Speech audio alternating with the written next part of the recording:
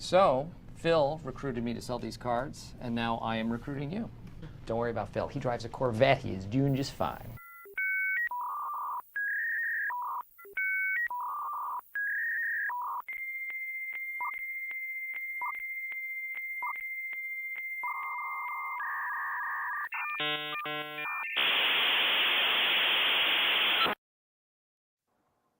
Okay, what is up, everybody? Welcome, welcome. Hi, everyone. I'm excited to be here. Yeah, super excited to have you. We'll give a couple of minutes just to let everyone jump on, and then we'll go ahead and get started. Awesome. How's everyone doing? Let us know in the chat. Let us know what you're drinking this evening. As per usual, I have my Diet Coke, so excited to get into today's conversation. Same here. Same here. I have some water from our like collapsible water bottles that we've been having. So that's my drink for today. But I'm a poppy girl through and through. That is like the weirdest thing I think I've ever seen. That's Yeah. cool. So you can like put it in your purse. Yeah, or like we do it for like traveling or hiking or packing. That way, like when you drink all your water, you're still not carrying the jug around. Yeah, because right? I'm always like hauling this and it's like Exactly.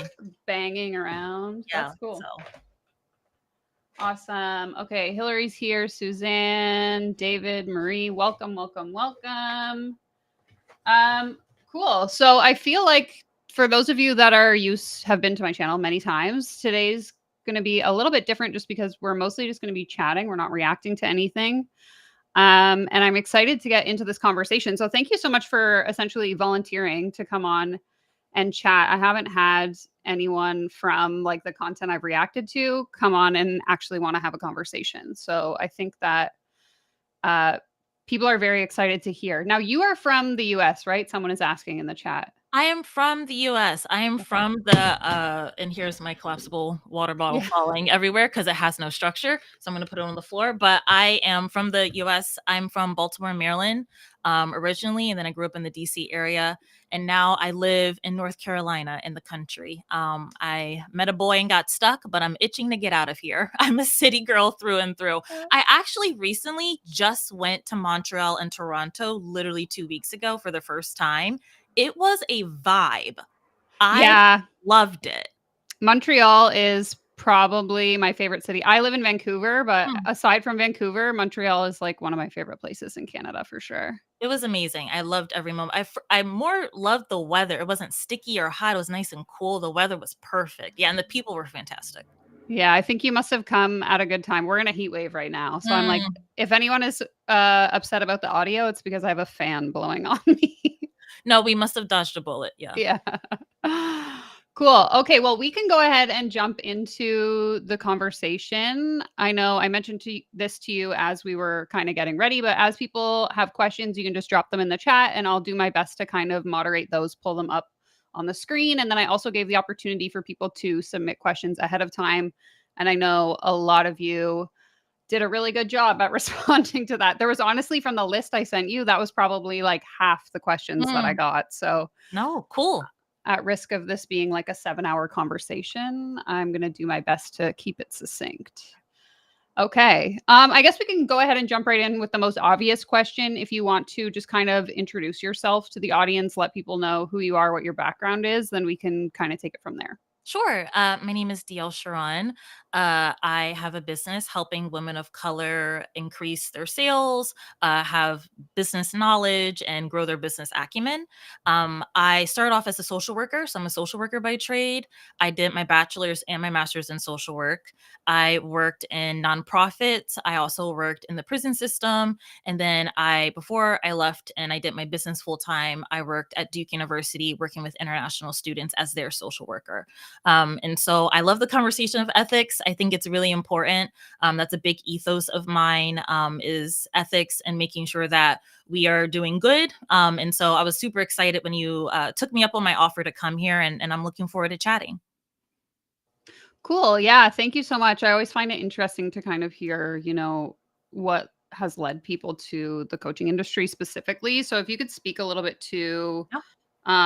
I guess what led you to coaching or what kind of background, I guess you said what background you had, but what why that kind of transition happened. Sure, yeah. So, I I originally wanted to go to college for biology, and I thought I wanted to be like a OBGYN, and then I realized I could not do science for the life of me, and blood made me faint. And so I was like, well, I gotta change track. So my mom's a teacher, and my dad, my stepdad worked for the military, and so I thought I wanted to be a teacher like her. Didn't love kids. This is all relevant, I promise. And then I got into social work by way of a friend saying like, hey, if you don't love kids but you love helping people, why don't you become a social worker? And so looking back, I should have probably maybe looked up the salaries of a social worker just to make sure that I could pay my bills. But like I just described, that wasn't my motivation. And so when I got my first job after having both my bachelor's and my master's, I realized that I cannot pay my bills. I was making $2,500 a month as a social worker. And that was really, really difficult. I had 100K in student loans and about $50,000 in credit card debt. I don't know if y'all can hear my puppy whining, but my husband just got home. So she's she's greeting him. But I really thought a lot about my options from that point. I thought about, do I want to go get my PhD? Do I need more education? So I actually applied for a PhD program, didn't get it. I mean, I did get it, but I declined it because I was just like, I didn't want to get into more debt. I was already swimming in so much debt. So I had a few friends with side hustles. And so I had a few different side hustles. All of them were pretty successful. I started a Etsy shop and I sold printable planners because I was always busy. I had a lot going on. So I put together my own planners and I had an Etsy shop that did a decent, I got about like $1,000 a month from that. And that was like life-changing money. Like that was almost half of my salary. And so to make that like semi-passively, like that shocked me. I also was a nanny and I had a little bit of a nanny agency going. So that I did that on the weekends too. And then I had a friend send me a podcast episode. And I remember saying, like, what the heck is a podcast? Like, it ain't like a YouTube video. Like, where's the video? Like, what is a podcast? And it was somebody talking about the coaching industry. And so I spent at least a year before I bought anything, before I did anything. I just spent a year consuming and being like, what is this strange world?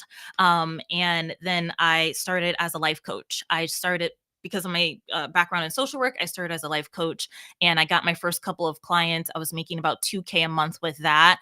And then all of my friends asked me about business coaching, like, how are you almost making your salary as a life coach? And then that's how I got into business coaching that way.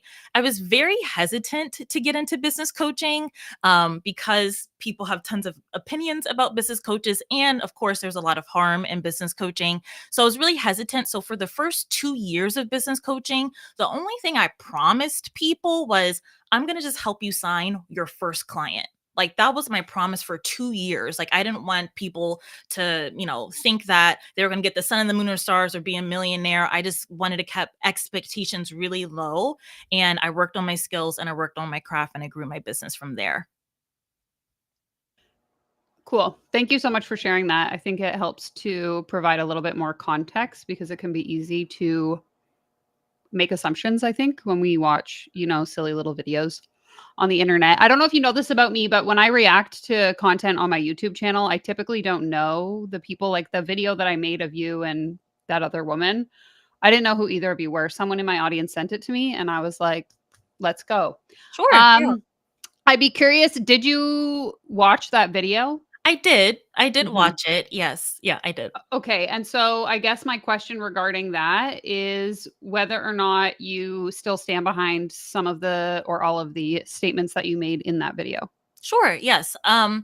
I want to ask some of the questions here. So, do I Mhm. have any formal coach training? So, like I said, I'm a social worker by trade. So, what that means is if anybody doesn't know the field of social work, it's a nationally accredited program. So, every social work school in the US specifically has the same curriculum. We go through the same classes. It's the NASW, the National Association of Social Workers, is very, very strict with that.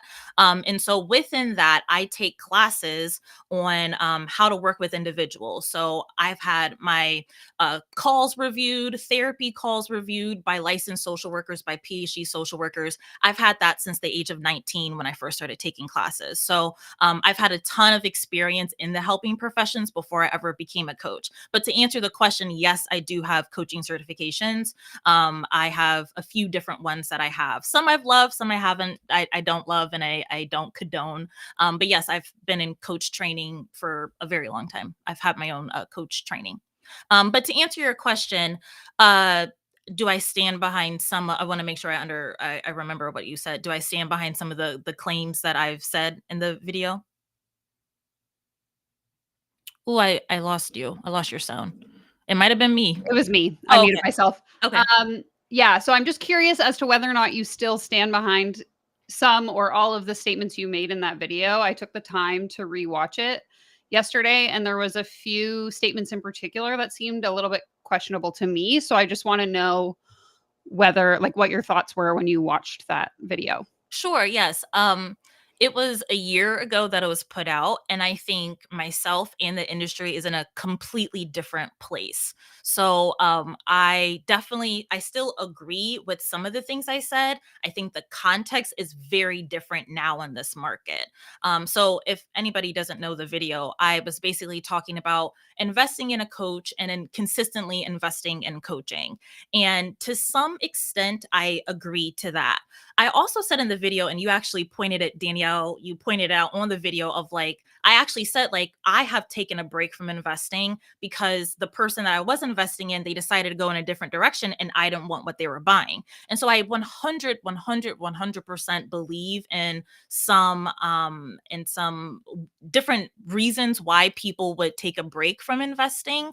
But for me particularly, I think the essence of like a lot of your commentary was like, do you have to keep paying for coaching when you can or should be able to get it for free, right? And I thought a lot about that, and I thought about my own experience, like paying versus having free coaching. And especially like in the past 2 years, I have gone down the free route, and even in the beginning of my business a little bit, but more like within the past 2 or 3 years, I have gone down the free route.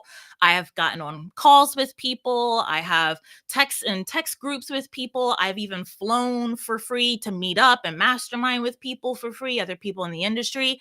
And I simply just didn't find it very fruitful. I think it was a little bit of like the blind leading the blind. Like we all might have had like a different perspective or a different angle on the problem, but essentially, like we all still had the same problem.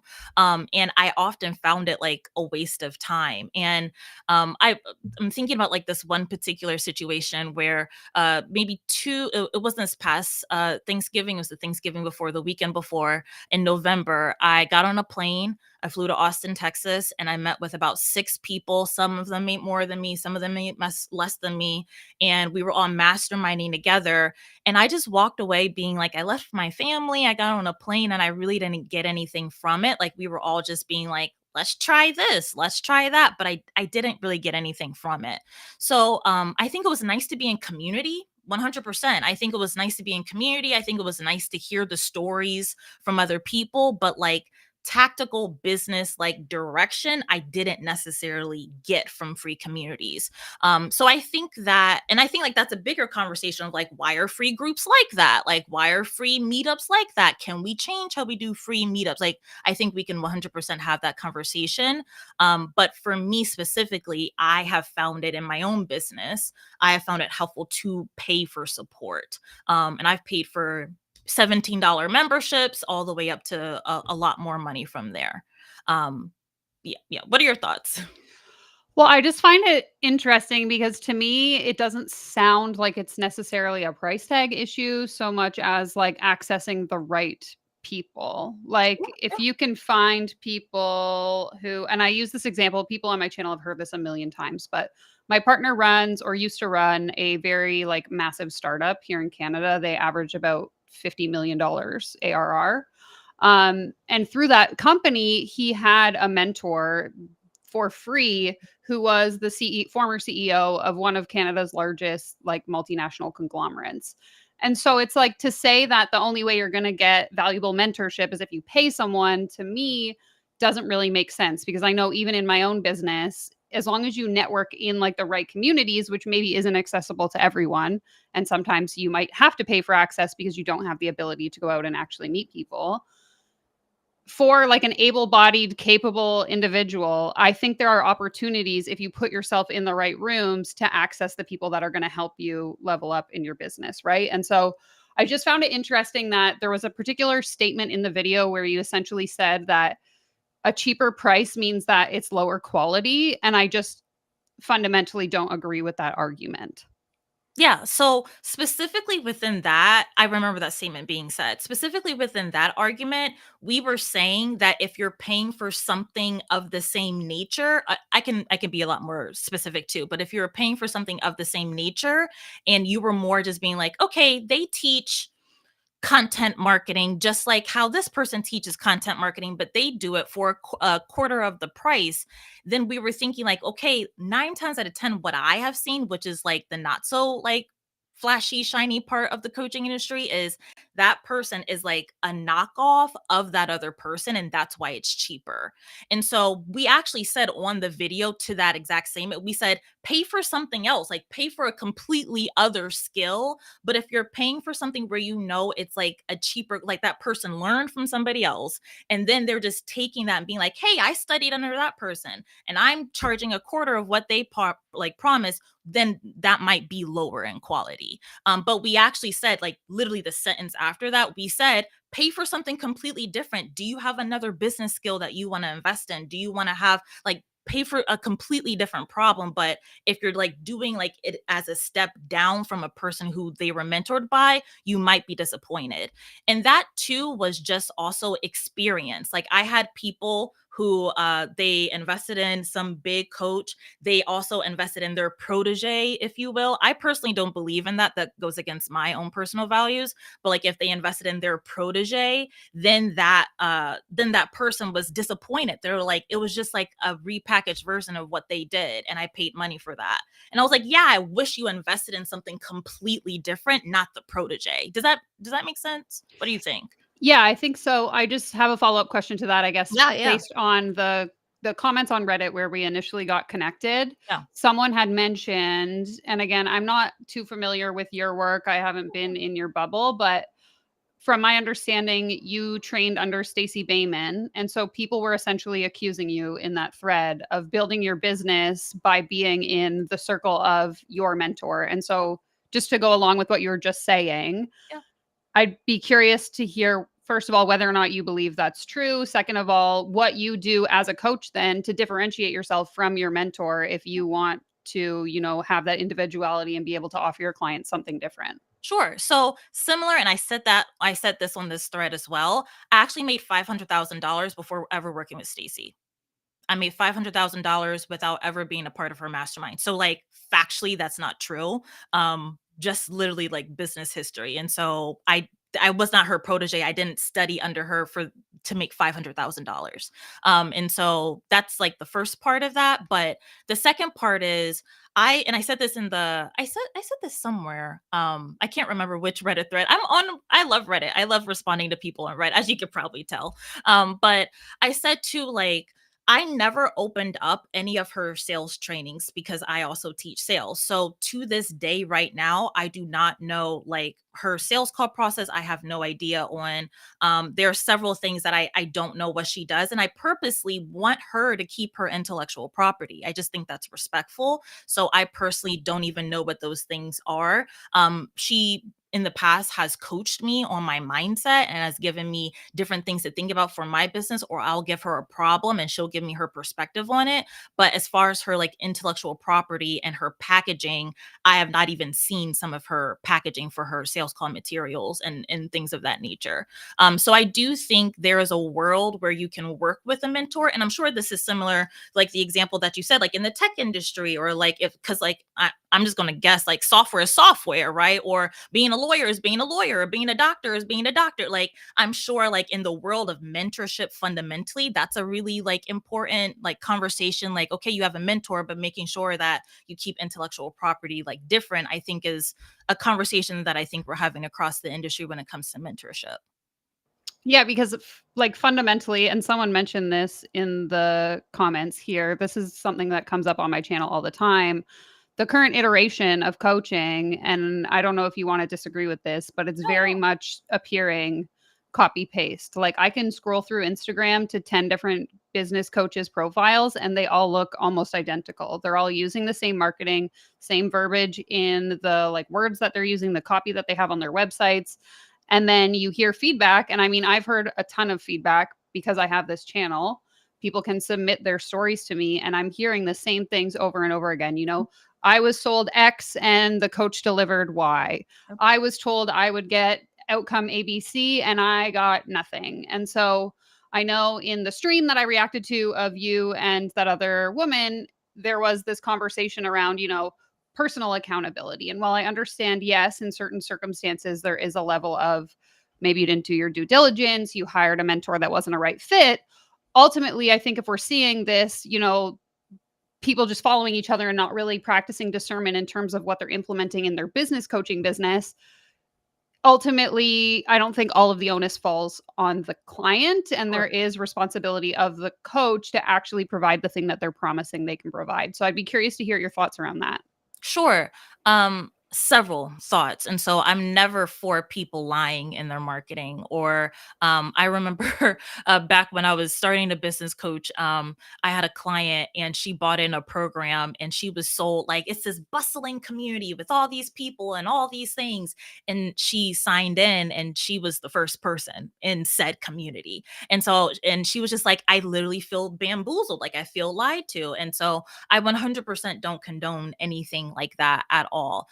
And I think we, like me and this other person that we did the live video with, we said that we've had terrible, awful experiences as well. And so I definitely 100% think that there's not there, like the onus is also on the people selling products 100%. I think that this is going to be a little dicey, but I think something that I've been seeing is like those people don't last long, especially in this climate, especially when people have been calling people out. There are Reddit threads, there are all these things. More than ever right now, my clients are like, every time you do a promotion deal, I'm getting at least 5 messages, 10 messages of other people reaching out because I was featured on your sales page, asking and doing due diligence, like, hey, is this real? Hey, is this? Hey, is this, what people promise? And so I think more than ever, those coaches are not lasting. They're closing their doors. They're not even lasting, but like their sales are going down significantly because they don't have enough truth and ethics within their own business to actually withstand the transparent nature that we're going through. So it's a little bit of like, I think the trash is taking itself out, which I think is always helpful. And I think there's a lot of like self-cleaning going on in the industry, which I think is really important and I think is helpful to do.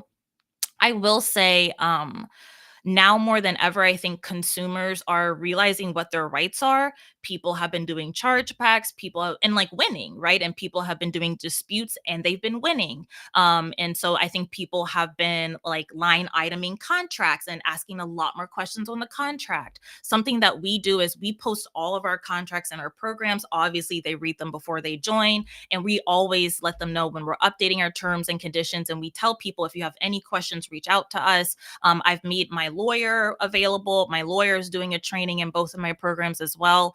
And so I think the more conversations, I think the better when it comes to this. And are you seeing this impact with any of your current or former clients or any of like mentors that you've worked with in the past? Yeah. Yes, 100%. I've seen this happening left and right. And I see them either closing their doors because they don't want to run an ethical business, right? Or I see them making a lot of changes, but it is what it is. Like some people have just made up their minds. They're like, yeah, you can make all the changes in the world, and I don't want to invest in somebody like you. That can be okay too. And so yeah, I think they're either closing their doors because they can't stand it.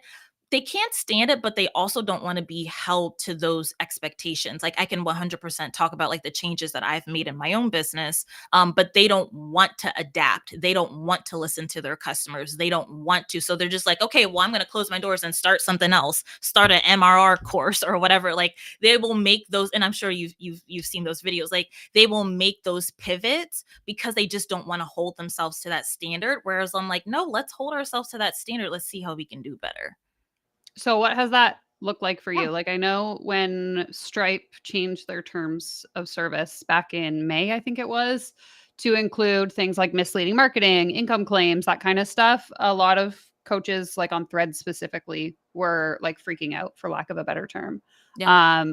But in terms of you, saying that you've made these pivots to kind of, follow what's in integrity or what's ethical, what does that look like for you? Sure, yes.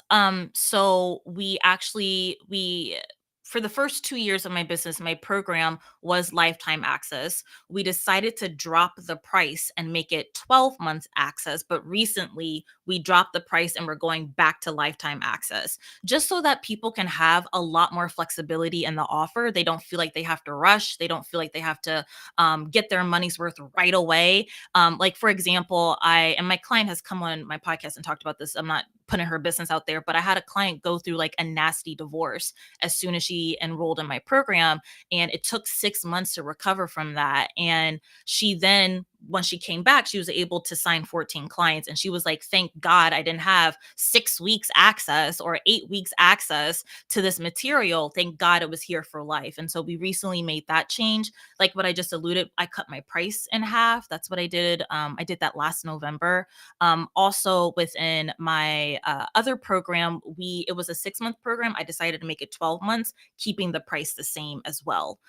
So I have given more access. I've given more time in my programs. I've changed my pricing model with that offer as well. And we're also going to cut that price by a third starting in the new year. And so we've been making lots of different pricing adjustments, also making lots of different adjustments to what people can expect inside of the physical container as well. What we've also done too is open up a lot more channels of communication. So I put feedback forms. So I want to be clear, we've always been open to feedback. I've hopped on, I don't know, at least 20 different calls. If a client had feedback, I said, please, let's hop on a call. I've given my personal phone number. Tell me what's going on. Tell me what we can improve. And we made improvements, like internal improvements from there. But specifically, I wanted a place where they always know formally that they could give feedback. And so we put Airtable. I don't know if y'all are familiar with the software of Airtable, but we put Airtable forms where anybody can like have a detailed document, a place to give us feedback that's open all the time. And then we have a process on like how we handle that feedback, getting on a phone with them, talking about it, making sure that we understand it and implementing it from there. If you're curious, the type of feedback that we've gotten is, I had one client say, like talk about the type of coaching given. And she was saying, I'm trying to keep her information private. But she was saying like, can I get coaching like XYZ person? And I've said, okay, this is why I've given you coaching like this, but 100% I can shift my style if that's more available to you and how you receive feedback. I can shift my style and do it more like that person. So that's been like coaching style feedback has been what we've been fixing and what we've been given in the program. But for me, I think I always want my clients to know that they can tell us if they're not satisfied. Like, and when I'm responding on Reddit, I'm like, hey, if you have a problem with us, email, like, let's talk, like email us. I'll get on the phone with you. It'll be me, a team member. Let's talk. Let's definitely make ourselves available. And so those are some of the things that we've been doing. And is that feedback submitted anonymously? That's a good question. Or is it tied to like a user? I think it's tied to their name, but we have had people write on behalf of others as well. But that's a good suggestion. We could totally make it anonymous too. Yeah, I just feel like based on a lot of the conversations that I've had with people both on the channel and just like in my Instagram DMs, a lot of what comes up commonly is, especially when you're in these like group programs, group containers, there is sort of a fear of expressing what your actual experience is in the moment, either because no one else in the program seems to be having a negative experience except you, or you're too afraid to give feedback in a way that is direct, because some people don't want their names tied to it. So yeah, maybe just something to consider in future. And I know that I think that was a question that had come up that someone had submitted, was in terms of like, how are you collecting that feedback? Which I appreciate you for sharing that transparently, but something to consider, I suppose, is finding a way to do it that would Yeah. be more accessible to people. I just realized that this is odd. I don't know why we do this. We can do it. We can be a lot more consistent. But for our live events, that feedback is actually anonymous. So for when we do a live event, that feedback is anonymous. But I don't know why the standard one in our programs isn't. I think that's just a button we can click to remove their name. So that's a good point. Thank you.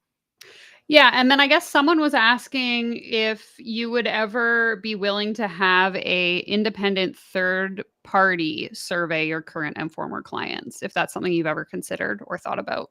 Sure, I've thought about doing like full blown like business review, like top to bottom, like having like a consultant look at my marketing, look at my income claims, look at my content that I'm putting at like top to bottom to look at the whole spectrum. And I think right now what I love is like so many DEI firms are doing that. Like they come in and they have they interview your team, they interview all sorts of stuff and they put together like, hey, these are the findings. So I'm always down to do something like that. I've worked with several different DEI practitioners over the course of my business, even as a Black woman. I know I have blind spots. So yeah, 100%.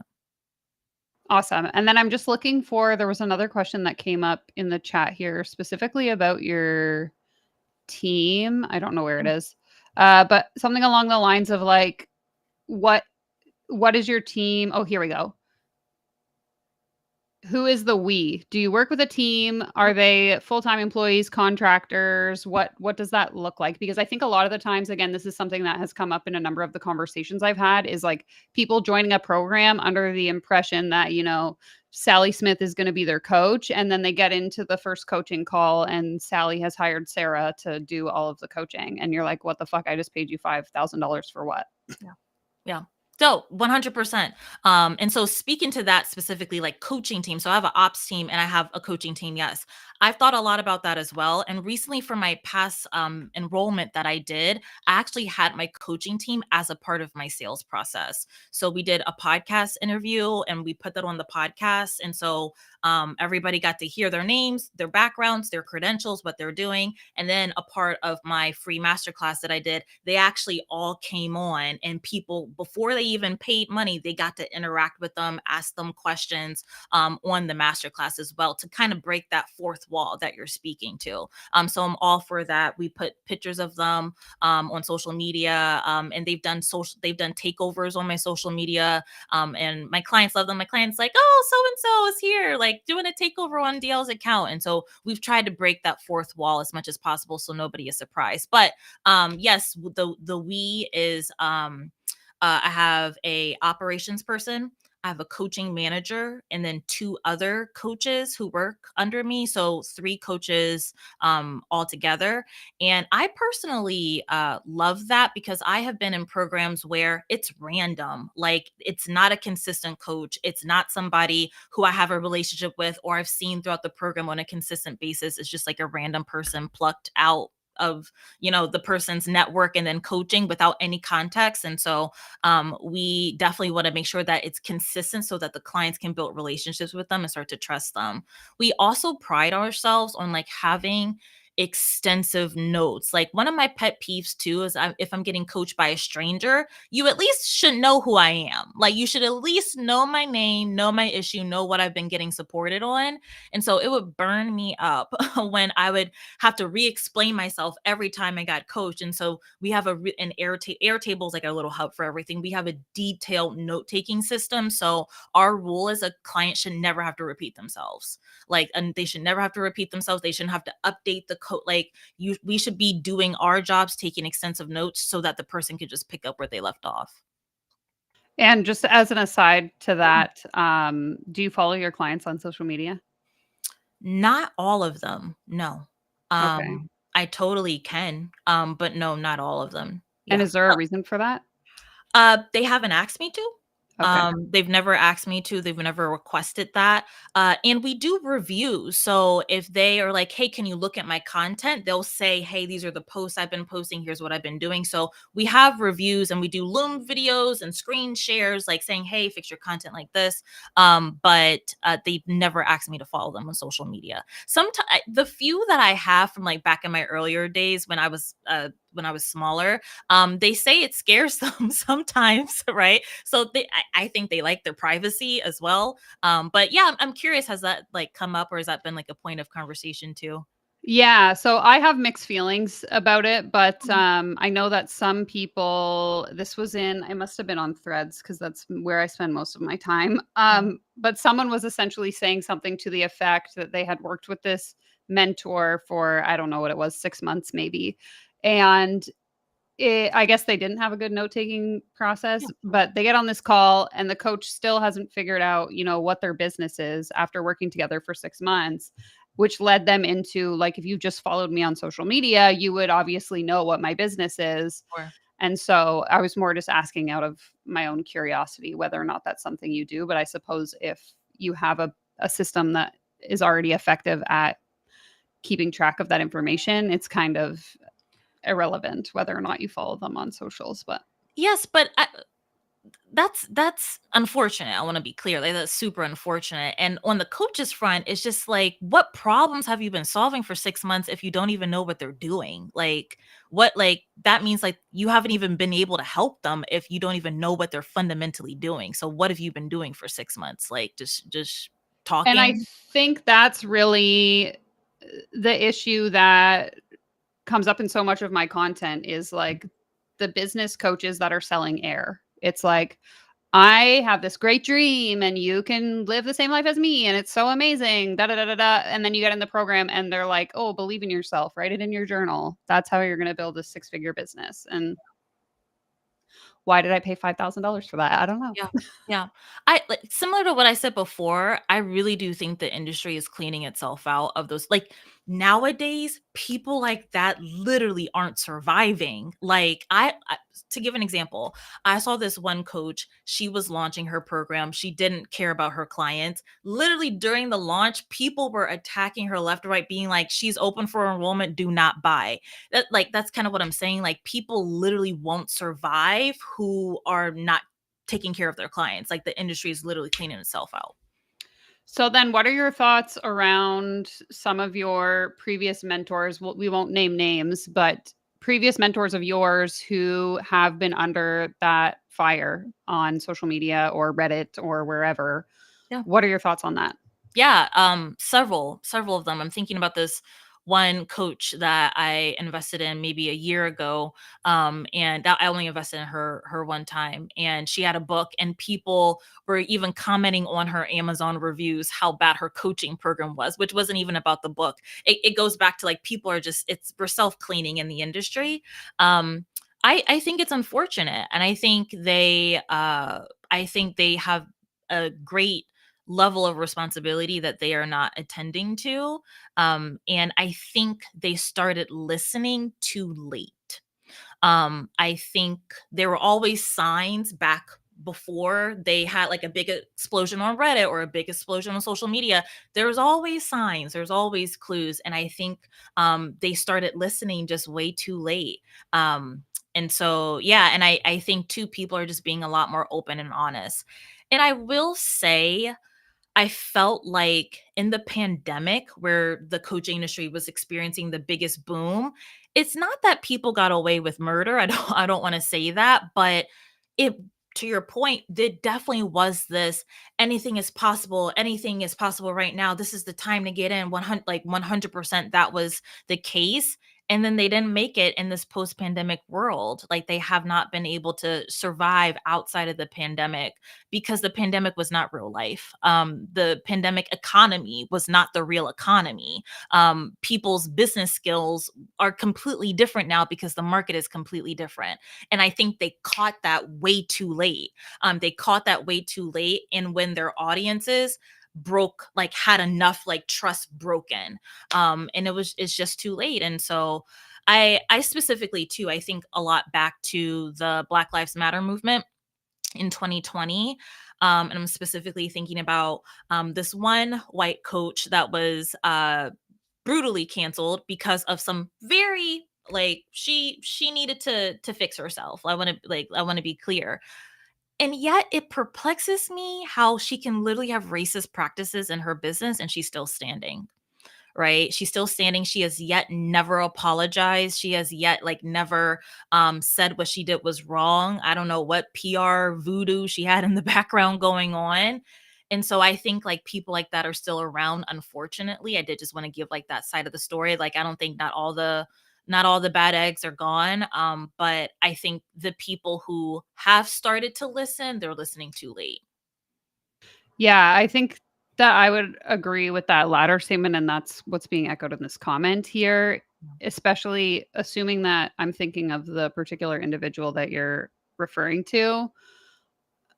I think their business has suffered, but it's still getting by to the degree that like they're still in business, they're still actively in the industry. Oh.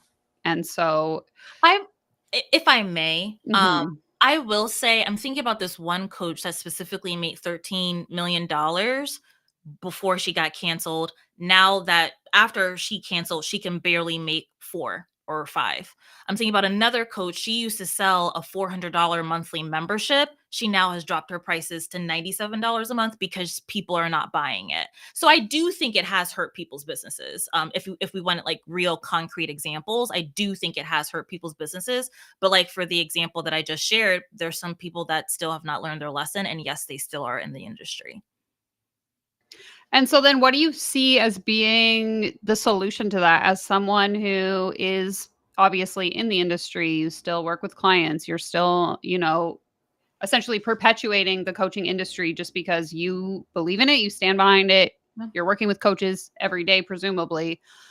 I'm just curious to hear, I guess, what your thought is, because obviously this comes up in my comment section all the time. Like, should we regulate the industry? Should we not? How do we get rid of all the charlatans? Like, what do you see as the solution, if that's something you've thought about? Sure. I think working with a DEI coach, even if you're a person of color, or even if you come from a marginalized community, I think that's always the best way to go. If anything, I think, and I'm not trying to put like, we never want to put onus on the consumers, right?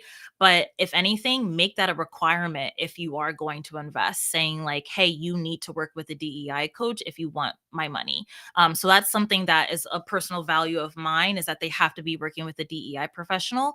I also think from there, not necessarily, again, I don't want to keep putting onus on the individuals, but I do think there could be some sort of regulation, meaning are people's contracts as transparent as possible, and where are they a little bit more accessible? So like I have a statement on my actual website, not just on my checkout page, as an example of like, this is literally what you can expect from me and what my contractual obligations are. I think too, similar to what I've been saying, like a lot of people, have been saying this as well. I think the more that we could be talking to the people behind the scenes, whether that's past clients, whether that's members on people's teams, it goes back to like a lot of building in public, if you will. I think that's going to be not the preference, but what's required. People are going to have to be building in public in order for people to have the trust, right, in order to invest. Um, I also think too, I think we are like, I think the state of California, like 2 years ago, they were attempting to put out legislation about the coaching industry. I don't know how far it went, but I can see like legislation start to pop up as well. I was just doing some research, and NYU has a master's degree in coaching. The New York University is having a master's degree in coaching. So I do think we are trying to standardize it. People are trying to like, credential it in some shape or fashion, which I think is always a good thing. I know a lot of people are like anti-regulation, but like my husband's a therapist. He specializes in addictions. Social workers have the ability to get licensed. I think that's definitely where the industry is moving, is people are going to be looking for a lot more accreditations. And then I think too, the last thing I'll say is I've had colleagues where they have been, it's not audited, I think it's reviewed by like the Better Business Bureau, right? They've been like reviewed by them. And so I think like those other entities, like those other agencies are going to start looking at the coaching industry as well. Again, I don't know how far it got, or I don't know like the outcomes of those reports, but I think basically, I think standardization is going to be coming back fully. I believe in the state of Utah, they already passed a bill or whatever you would call it in Hmm. the US, to standardize life coaching. That just came out recently. And then there have been cases within the last 12 months with the FTC of like large coaching conglomerates getting shut down or fined for misleading marketing and that kind of thing. Yeah. 100%. Yeah. I think ICF, I think like they're a very large organization and they got lobbyists. Like they got lobbyists on the floors of Congress. It would be in their best interest if the coaching industry was regulated through them specifically. And they're not going to stop until it happens. So it's just a matter of time before we do start to get more regulations, which I think can be a good thing. Yeah, for sure. I'd be curious. This was one of the questions I had sent to you that someone had submitted last week, and that it just kind of goes along with this whole conversation that we've had up until this point.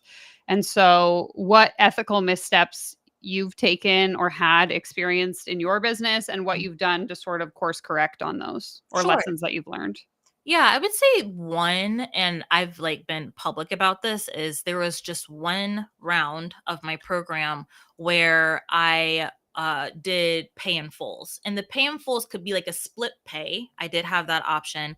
But looking back, like that was one of my big mistakes in my business is like requiring either a pay in full or split pay and not doing a long-term payment plan. I only did that for one round. Sorry, what is that? A split pay. Yeah. That's like where you just split the payment in two. Oh, Where you okay. just have two instead of like a monthly installment like Yeah. throughout. So I would say like that was one of my mistakes, especially as a woman of color and especially as somebody who got into this industry at $2,500 a month. That was my salary. That was all the money I had to my name every single month. That was definitely like just advice I had gotten and I wanted to try it. And I immediately said like never again. So I went back to having like payment plans. I had payment plans in my other offer, extended long payment plans, but this other offer I wanted to make smaller. And that was definitely something that I definitely regret doing.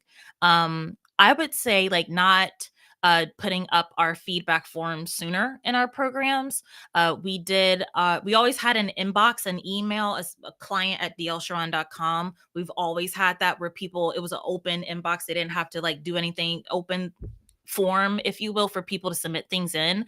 But to this point on like people's comfortability with feedback, like staring at a blank email, trying to be like, okay, how can I capture my thoughts on like how I'm dissatisfied about this program? That may not be best for people's learning abilities. It may not be best for people's neurodivergence. And so having a more designated place being like, okay, if I have an issue, I know that this is the place for it. I think we should have maybe, we could have done that a lot sooner.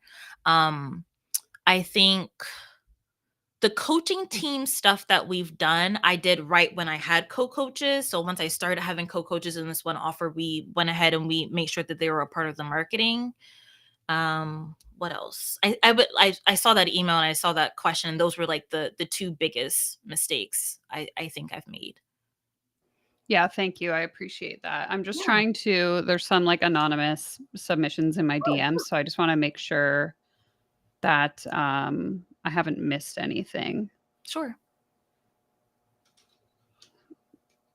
Sorry, there's like a cajillion. I had been speaking with a former client of yours. This was a couple weeks ago, or whenever we decided we were going to do this. Maybe it was last week.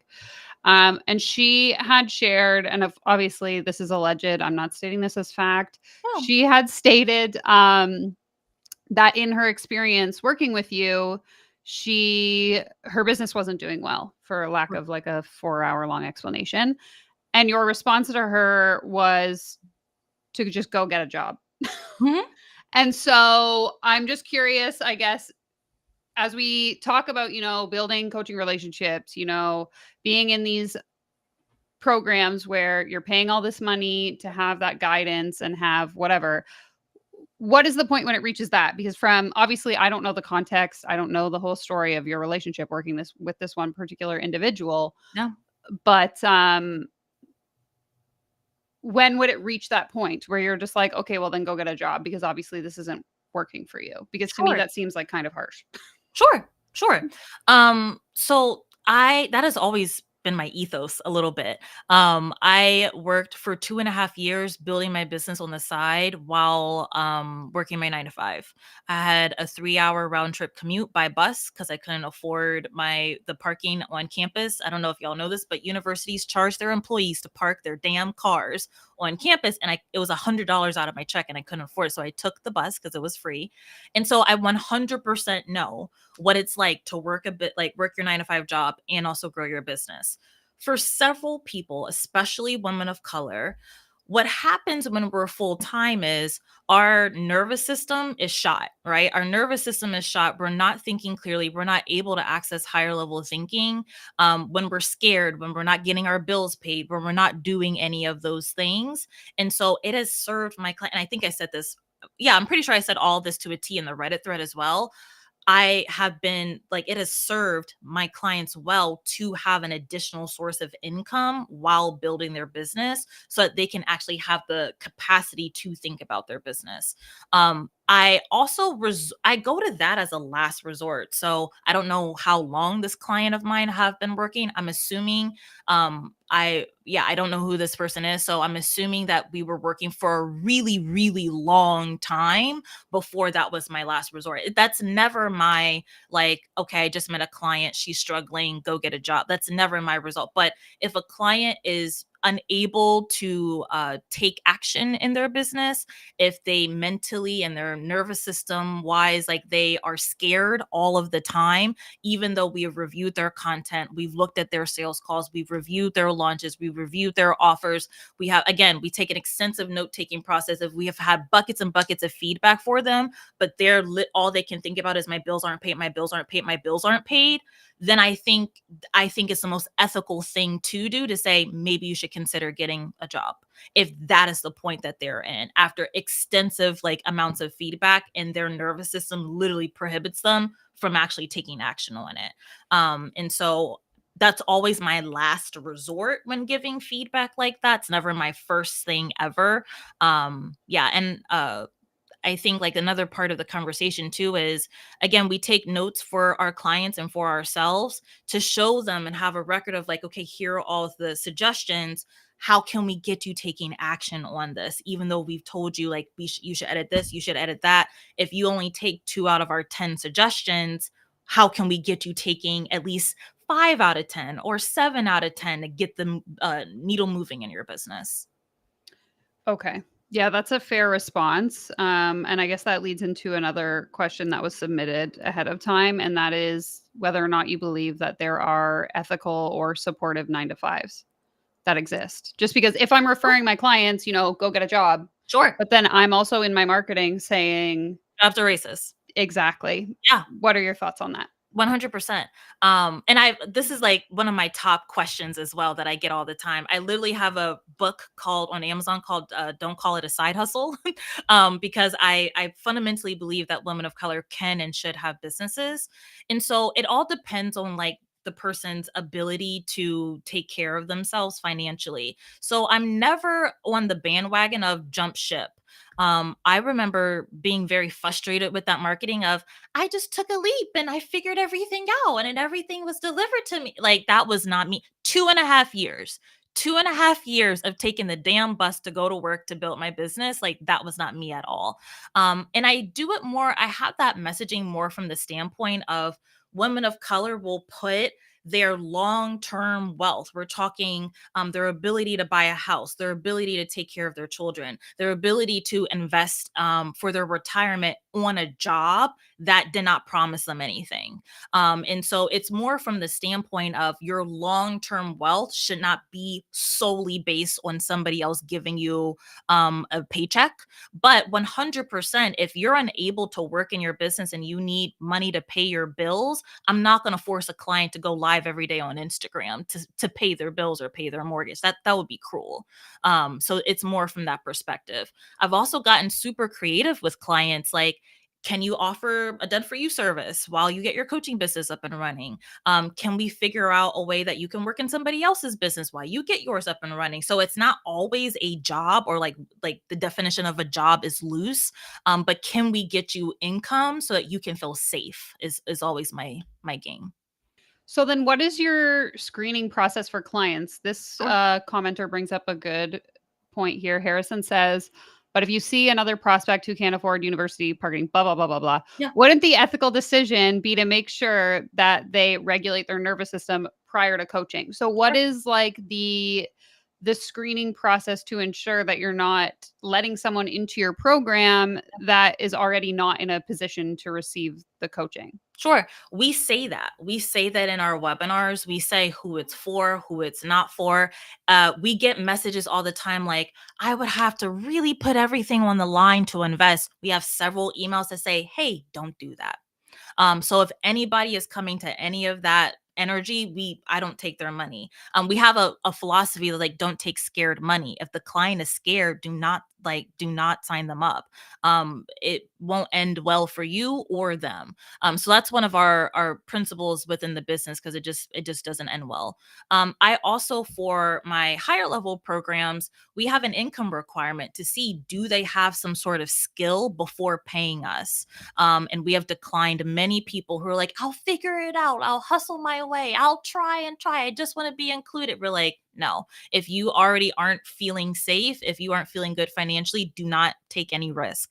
I recently have been looking into like angel investing, small amounts into some companies, and the amount of like, check boxes I've had to fill out on the paperwork that's like, this is a risk. You probably won't get your money back. Like, it's the same thing being like, hey, like, you need to make sure that you're taking care of yourself first. And we let people know, you don't have to join right now. Wait 6 months. You don't have to join right now. People know my business model. They know the times where I have my enrollment. We haven't hit anything. We never shame people for not. Wait till it's a better time. Right now may not be the time. So we're also in that camp as well.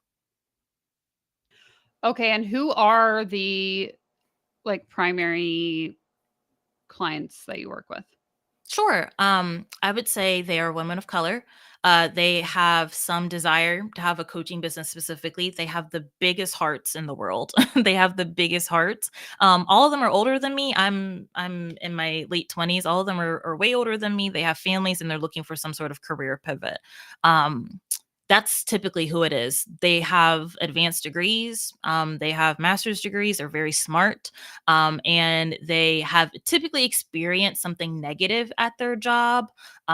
They weren't designated a promotion, even though they had all the experience. They were the highest qualified candidate. Again, racism in 9 to 5s. They experienced some sort of racism in their 9 to 5 job, and they're like, I want to make my own money. Like, I want to make my own income and not have to rely on something else, even though they're well decorated in their career. So then are they primarily getting into coaching and is that life coaching or business coaching? I have all sorts of niches. Business coaching, I would say, is like my fourth or fifth niche. I primarily have career coaches. I have health coaches, marriage coaches, and I want to be clear, health coaches that are certified or they're doctors. And so they have some credential. Health coaches, relationship coaches, some life coaches, and then business coaches. I had a travel coach that I work with. She's fascinating. I also have a career coach for people in the medical field. So all sorts of really cool niches. Okay, just someone in the comments here is asking Yeah. what your thoughts are on people starting business coaching programs when they've never actually had a business. Yeah. Or I will add to this, businesses outside of coaching. Like, I don't know. I have mixed feelings about like mindset coaches then calling themselves a business coach only to coach other coaches. So Yeah, 100%. Whoops. I have had really difficult, conversations with clients being like, if you don't even have your own transformation, like, I think you should pick another niche. I've had those conversations more times than and then I get in trouble, right? They're like, "Oh, you don't believe in me," or you don't believe in what I'm doing. I'm like, "No, you don't know how to help a client." So I've had those conversations ad nauseum with clients, being like, "I know that you think business coaching is like super fun and super flashy. It's not, in my opinion. Business coaching is one of the more challenging niches, is because of you have to be ethically minded while doing it so much more than I think the other niches. And so I always caution people who want to get into business coaching, making sure they're doing it for the right reasons. But at the end of the day, too, I want to make sure that my name is on people who are doing good work, that if they're working with me, that they actually have the tools to help their clients. And also, like, I've had conversations with people and they're like, oh, yeah, you didn't know that I have my MBA and I've been doing this for 25 years. I've helped my family business have 5 different locations. So I'm also trying to get to know my clients and their full stories to make sure that they're not doing anything that would be unethical. But I've had people literally be mad at me saying, like, oh my gosh, like, I think, that I don't believe in them, or I don't think they could be a good business coach, or I want to save all the business coaching to myself. I'm like, please have at it. Have at it. Like, we need more good business coaches. Have at it. I ain't trying to take your business. Like, please. It's more, you need to be able to help somebody. So I've had more difficult conversations on that than I care to have. Yeah, I think that makes sense. There's a number of questions here in the chat asking what specifically the product is. So, in terms of like, you mentioned you work with a variety of different coaches. What exactly is it that you're selling them? Is it sales and marketing training? Like, what is your role as a business coach for these coaches? Sure. Yeah. So straight from my sales pages, I have one program that is a lifetime group program. The structure of that is they get 2 group calls a week, excuse me. They get a workshop a month. They have an open community channel where we respond same day. We say in our contract 24 hours, but it's typically same day. And they get all of their content and marketing reviewed by us 2 times a month. They fill out a form, we'll do a Loom video, or we'll give written feedback on their content.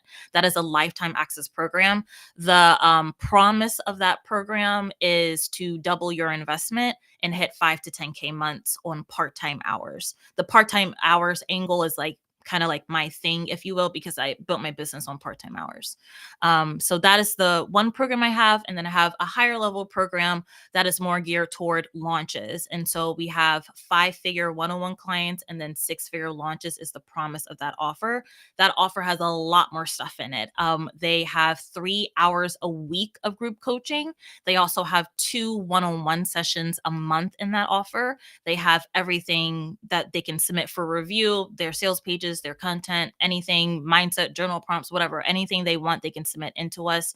And then there's a community aspect as well. And then every quarter we get together for 5 to 6 hours every single quarter, and we'll do like coaching and cleaning up and like activities and reviews on those days as well. For both of my programs as well, I have several different pop-up workshops and challenges. So in addition to all of that support, we also do every what season is that, winter, in the Q1 we'll do a all day workshop. So this past one, we did all about getting new leads. So how do you do ethical social media practices? How do you get better with your reels? So we'll do all that. I had a TikTok expert come in, a LinkedIn expert come in, a reels expert come in, and all day we spent coaching on that. And then in the summer, I do a sales call review where I'll review sales calls and give help on how to have ethical sales call conversions. And then at the end of the year, we do a 30-day challenge. And so I really try to give as much as I can to my clients, and like a lot of access, a lot of different things to keep them engaged. We try our best. I'm sure there's tons that we could be doing better though, but we try our best. Okay, so I'm curious then, and this came up in the comments as well, as to why you're calling this coaching, because to me, listening to this sounds a lot like consulting. I work in marketing consulting, and most of my calls are me telling people what to do on calls. Like, hey, I want to post on Instagram. Here's what you need to do. Yeah. And so I'm just curious as to why you've elected the title of business coach when the work that you're doing doesn't sound to me, and maybe I'm not understanding correctly. Oh, yeah. What it is you're actually doing, because it doesn't sound like coaching in its like traditional definition. Well, y'all got me there. I've been trying to figure that out myself. I have coaching certifications. And so I've called myself a coach for many many years now, but I'm actually rebranding. And so we've had the conversation of like, do we want to be a coaching and consulting community? Like, we've definitely have thought that too. I would say we do coach because a lot of, dare I say, mindset does come up. But I really, really, really have tried to make sure that we're not just a go journal your business problems away type of business or program. Like I just shared, we have a lot of different strategies that we give people, but also the typical of like, well, this strategy is great, but I'm not being consistent. Or to like what you're saying about the person who I told to get a 9 to 5 job, what probably happened with that client is like some sort of mindset issue where she had all of the strategy, but there was something going on where she didn't feel safe executing on it.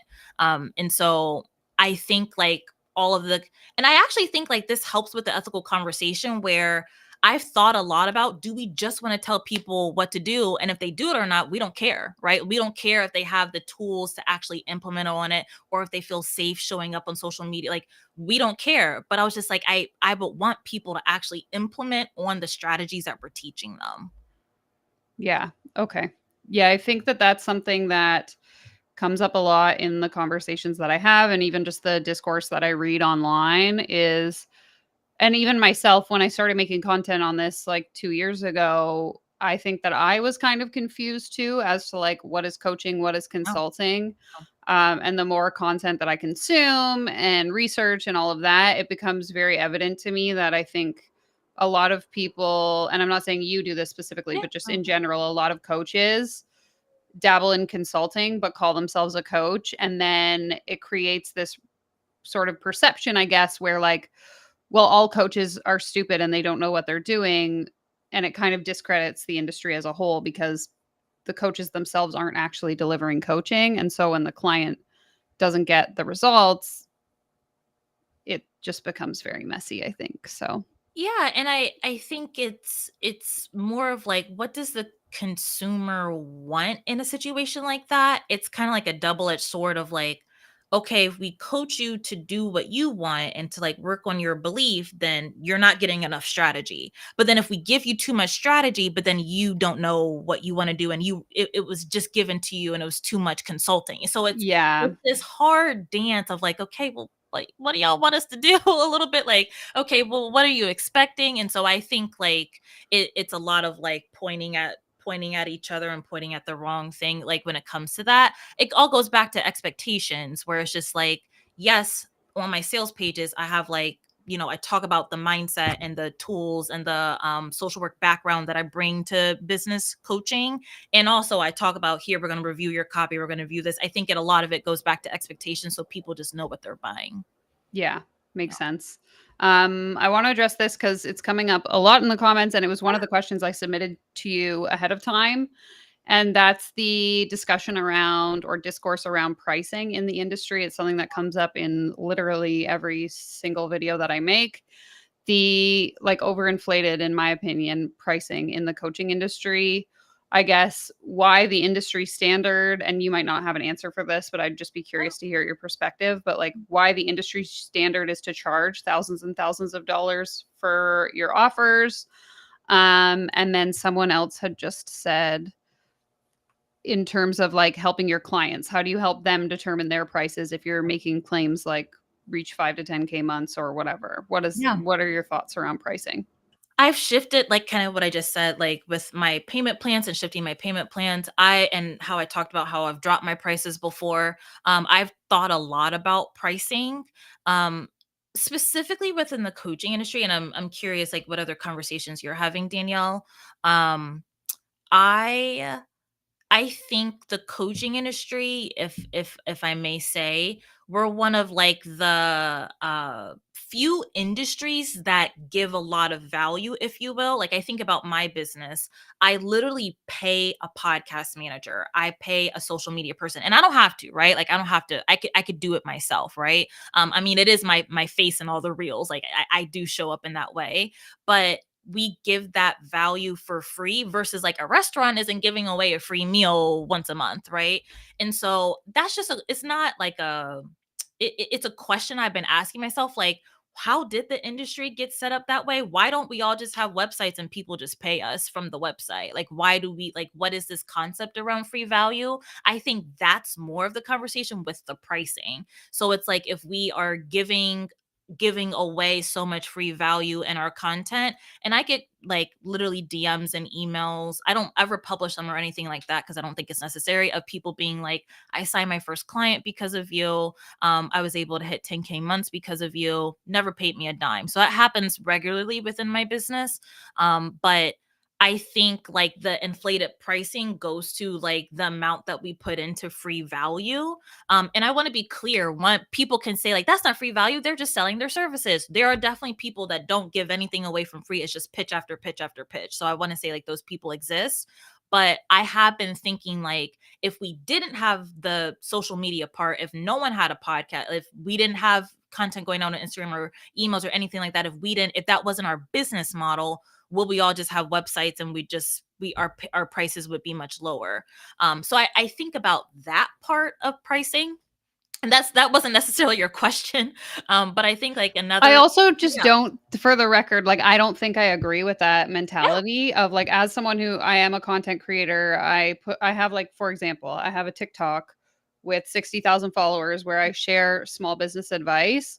I don't do small business coaching. I have a $50 course that has essentially taken all of my TikToks and curated it. If you don't want to sit there and scroll for 3 hours, you're just paying me for the fact that I've curated it into one space, or like a template that I sell for $5 to help you with bookkeeping.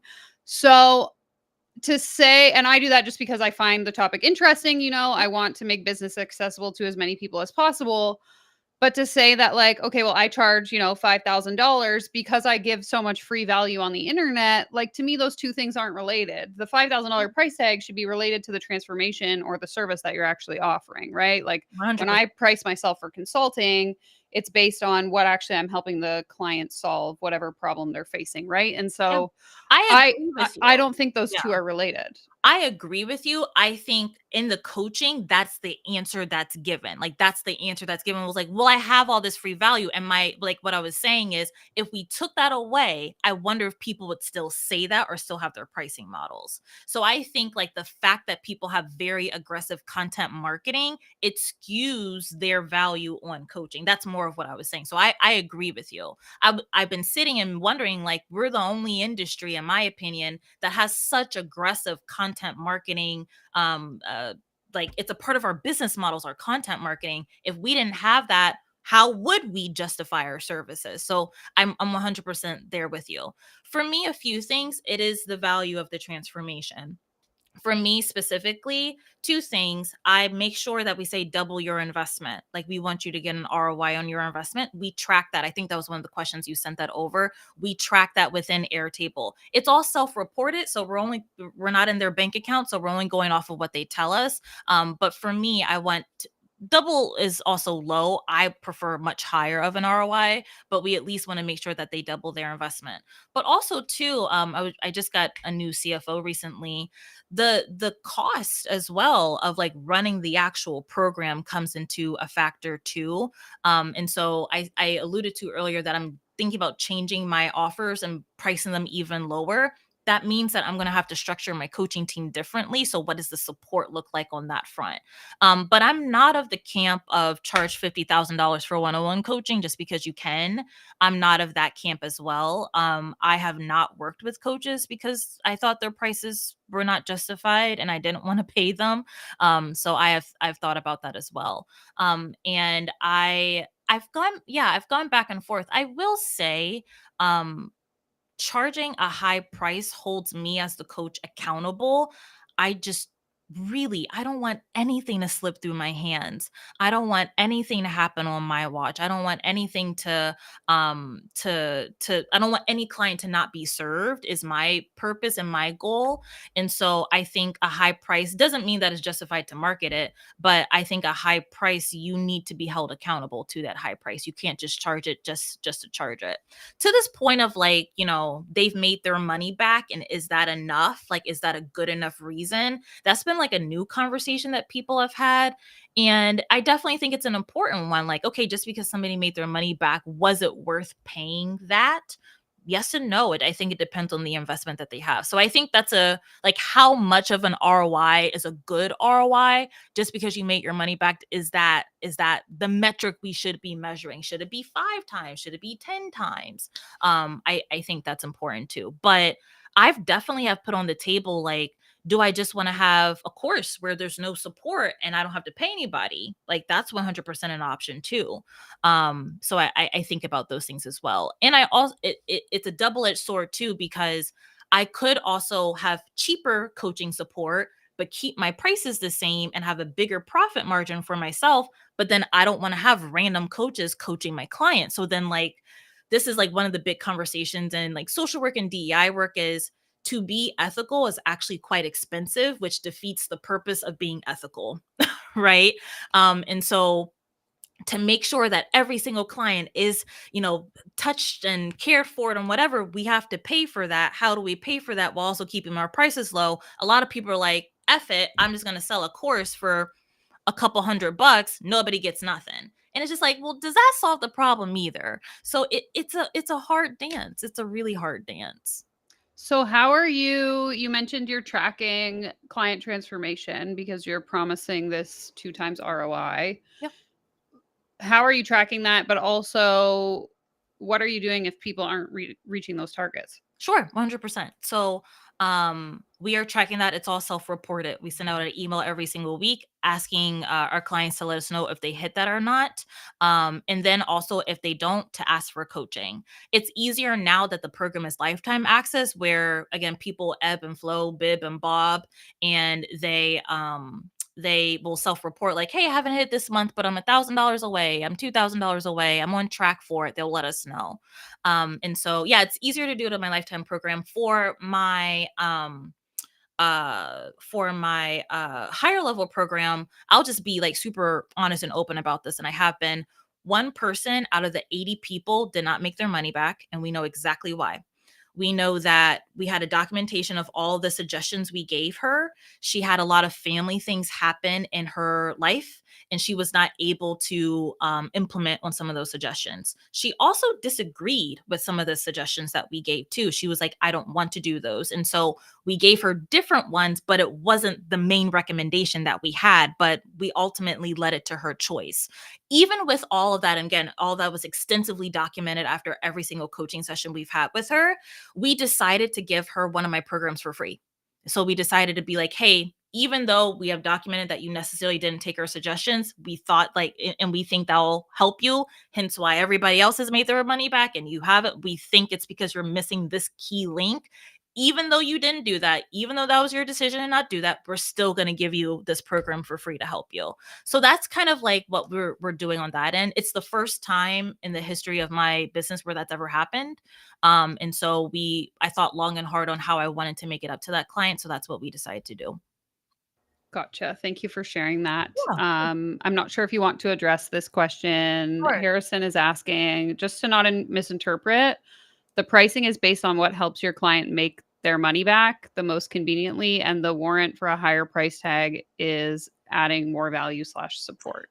So yeah, it's not necessarily like adding more value or support. It's literally what is the cost of the program to support the client. So like if I wanted, I'm just making a number up. If I want to charge a 4-figure investment, and because somebody is paying 4 figures worth, I obviously want them to have a lot of access, have a lot of like touch points, get their content reviewed personally, not like a template, like, but personally. So then I have to pay people to execute on that. That costs money. So then I would like it's this this cycle and this feedback loop of like having to charge a price that also will help the fulfillment of the program to make it supportive. And so because of that cycle and that feedback loop, a lot of people have just been saying, F it, I'm just going to sell a course so that it's accessible, but then nobody gets their questions answered. And so like, is that ethical? And like, that's like the cycle. And like, that's the questions that a lot of people are asking themselves. Yeah, that makes sense.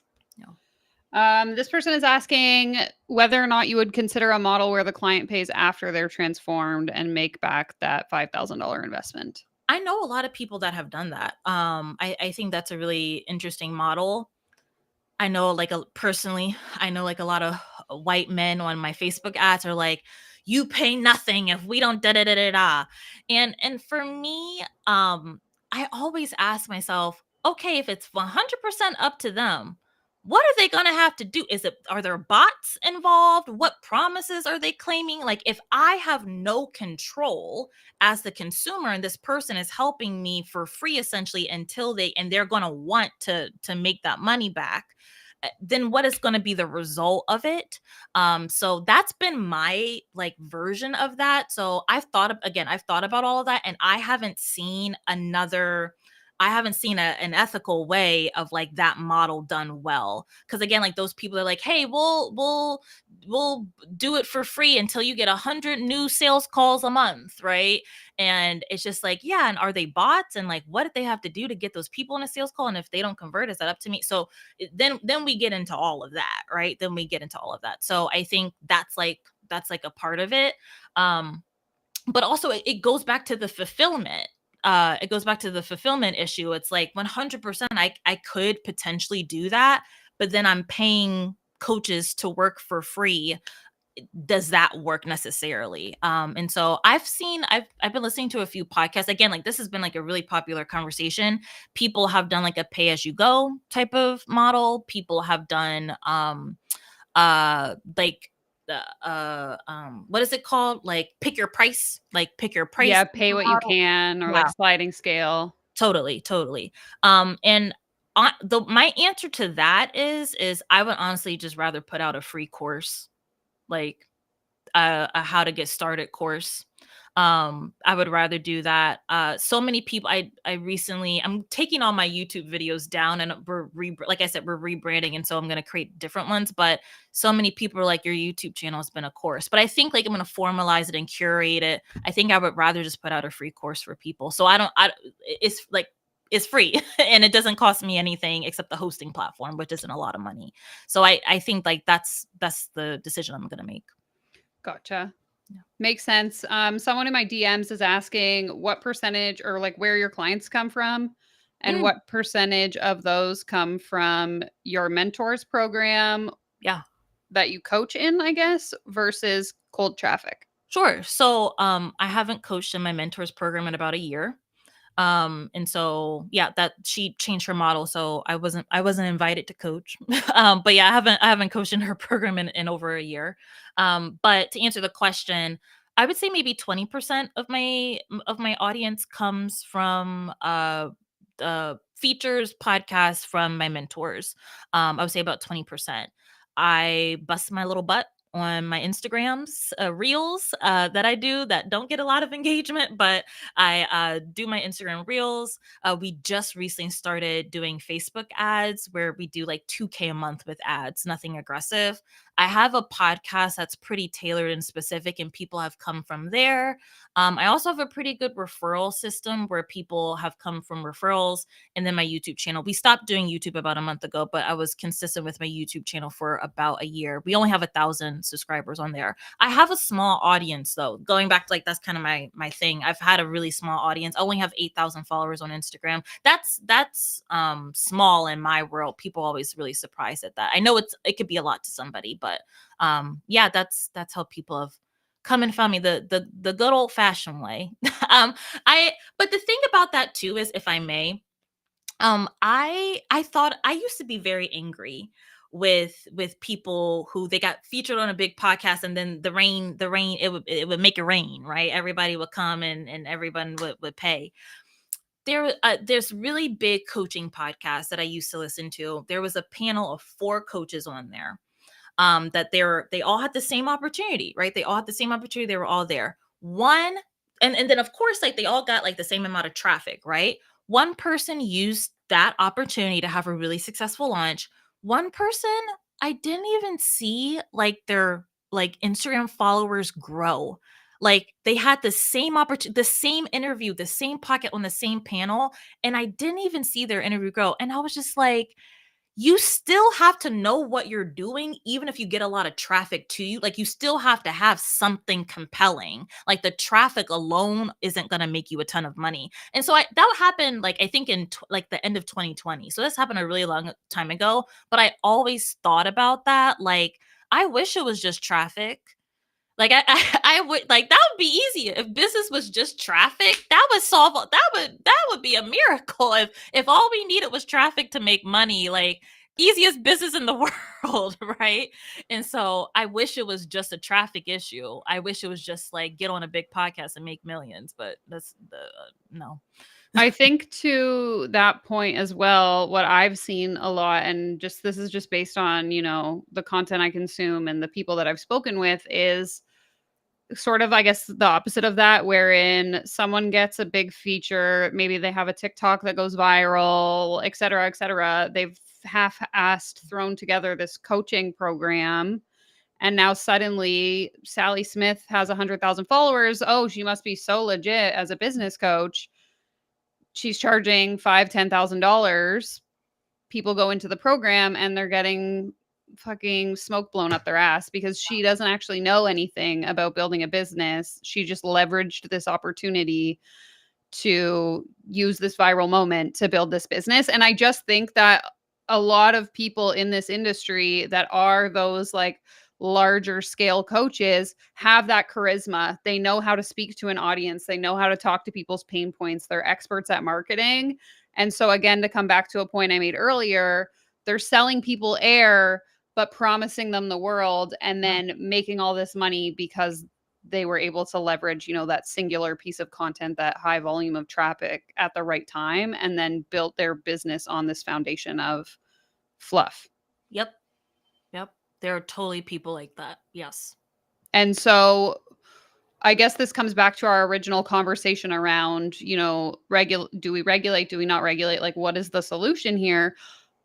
But what do you see as your responsibility as someone who is a coach in the industry? Like, I make the content I do because I want consumer protection. I want people to know what questions to ask. I want people to be smart when they're making these investments. Yeah. And that's coming from me, who's not a coach. And so I want to know what you perceive as your role as someone actively in this industry. You say that you use DEI practices, you try to operate within an ethical scope, but what do you see as your role when the people around you maybe aren't doing that? Sure. Call them out. And do you do that? Yeah, I've had several again, similar to what I said, I've told clients, like, I don't think this is ethical. Like, I've told clients that, and clients have gotten mad at me about it. Similar to colleagues, right? Where I'm like, I don't think you should be selling this. And colleagues have gotten upset at me 100%. I think for me, confronting the person directly, that's within my style. That's within my nervous system, right? I can handle if somebody is mad at me. Not everybody can.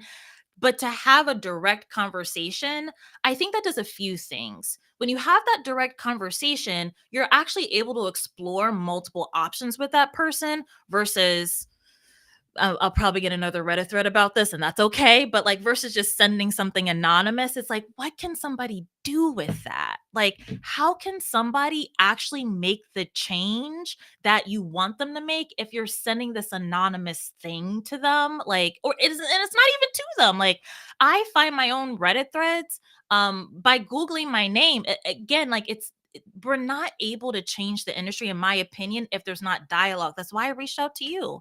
Like, if there's not dialogue happening. So I think my responsibility is to continue to have dialogue, not just comments, but actual dialogue to see what can people do about it. For instance, I'll share this example. I was talking with a friend. I literally had noticed in her program that her results were going down. I noticed that she stopped sharing testimonials and I started hearing like rumors about her program.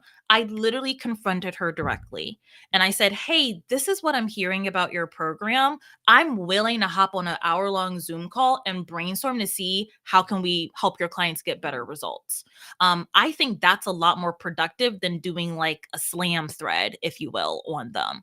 So I think like the different, and like this is DEI work 101, collaborative conversations, DEI work 101. Where it's like, where can you actually have listening circles? Where can you actually feel comfortable sharing things to one another? Where can you bring solutions from your business? Hey, this is what's working for my people. Maybe it'll work for you. Again, I think right now the industry, I'm glad call out culture is happening, but have we seen it productive is my next conversation. Kind of like what we were saying earlier, there's still people who we called out knowing the same shit. right? Because no one actually wanted to invite them into a conversation. So I think my role is conversations and actually like offering solutions to the problem, versus the extent of just like a slam thread, if you will. And I think too, getting training and talking about the trainings I'm doing and talking about the consultants that I'm having. I was just speaking to someone recently. I did like I learned a lot about like ADHD and making my programs more ADHD friendly. I told her, I'm like, here's everything I learned, right? That's working for me and my business. We're changing these things, we're adding these things. And so my thing is, I'm curious, like what everybody on the chat is and what you have to say, Danielle, is like, what's happening with conversations? Like what's happening with like dialogue, like talking and dialogue and resource sharing? I going back to like free mentorship, I would rather we do free DEI consulting with one another. I would rather we do like free, like holistic client care sessions with one another. I would rather we talk about how to support the coaching industry more for free. I would rather that happen. What are your thoughts? I'm curious. Yeah, I think it's all well and good to encourage discourse, conversation. I mean, everyone who watches my channel knows I'm a huge advocate for having conversation. And I think all too often there can be a tendency on both sides, whether you're, pro coaching industry, against the coaching industry. I think A is ethical. I think A is unethical. There is a tendency, and I've seen this a lot in the response, particularly from coaches towards the content that I make, that, I'm just a jealous hater. Nothing I say is actually, rooted in validity. It's just me snarking on the internet.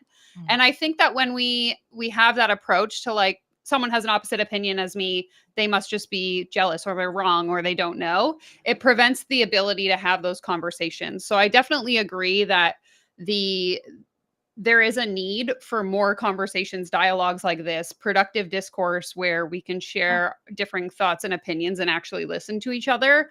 However, I think when it comes to having those conversations in the context of coach versus client, we're playing on a different sort of ball game, because the way that these containers are often structured, many of them, and again, this is just my opinion based on observations I've seen, a lot of these coaching containers can mimic sort of the characteristics of cults, for lack of a better term. And 100%. so we see things like groupthink, where we're all believing the same thing, we're all saying the same thing.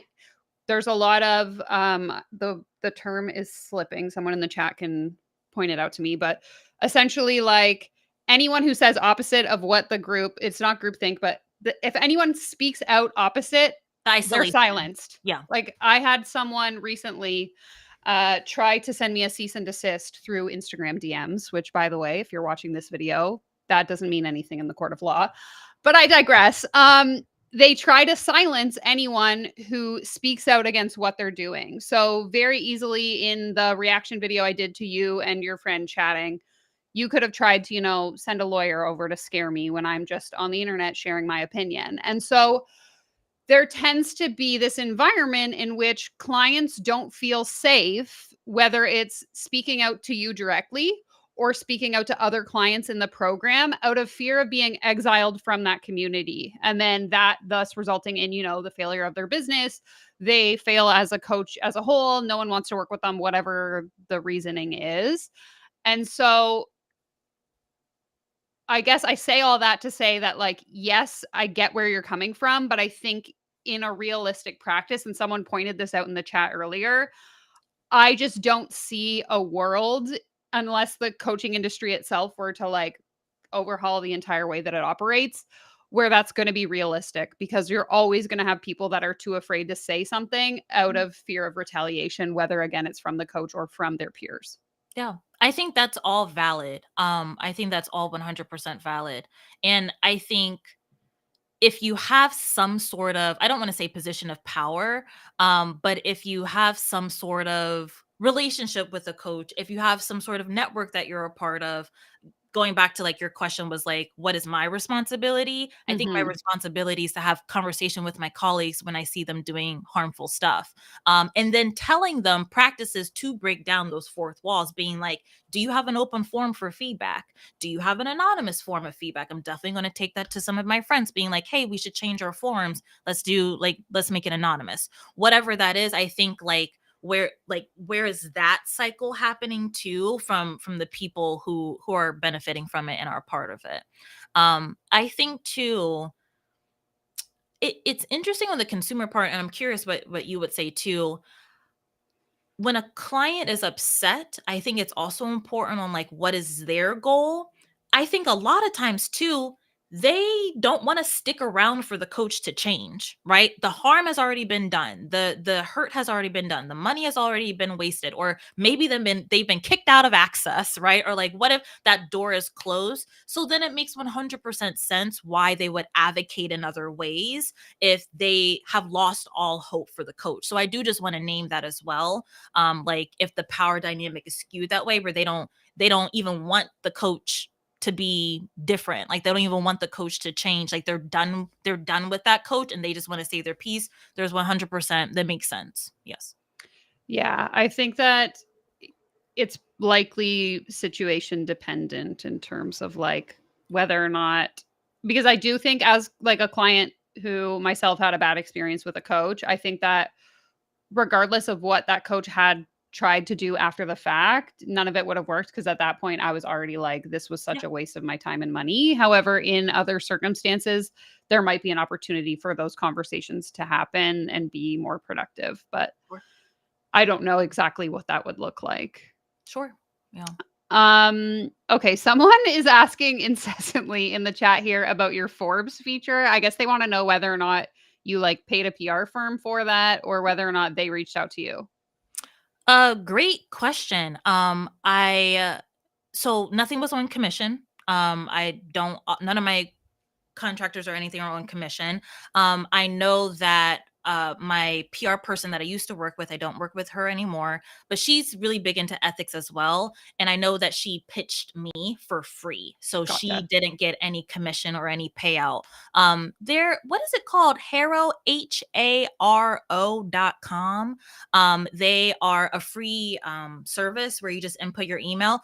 Be wary, you'll get like 20 emails a day, but they help a reporter out. Help a reporter, Haro, that's what it's called. Help a reporter out. And they will you could just literally Google it, sign up. They'll send you like, hey, I'm a reporter looking for, I work for Parent Magazine and I'm looking for a mom with adopted kids to do a feature. Please email me here. So I did my own PR. I got like featured on ConvertKit. I got featured on a few things on my own just through Haro. So I know that's something that she looked. But Forbes would email all the time, hey, I'm looking for this type of entrepreneur, a product-based business entrepreneur. Please email me here if this fits your profile, and you would have to pitch yourself. So yeah, but that's a free service. I just didn't want to do it. I paid someone to do it, but that's a free service. There's no kickback.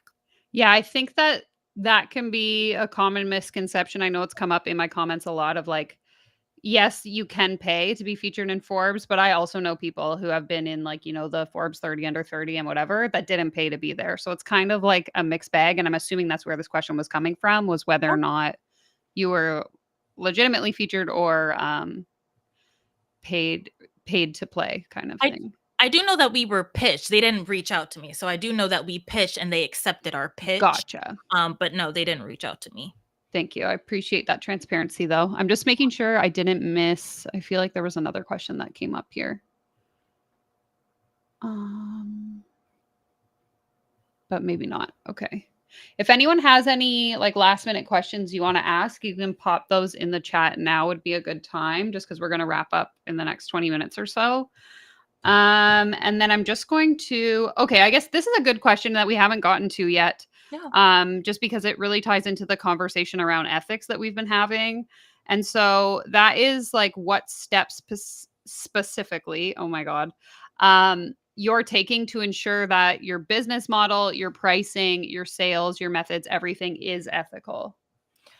Yes. And I see a little bit in the chat, like comments around like unregulated. So like the coaching industry is still unregulated. And I want to say this too, like if there was a bar of excellence that I had to abide by, I would want, like, if there was one, I wouldn't be anti it. Like, give me the bar. I will try to hit it every single time. Like, give me the bar.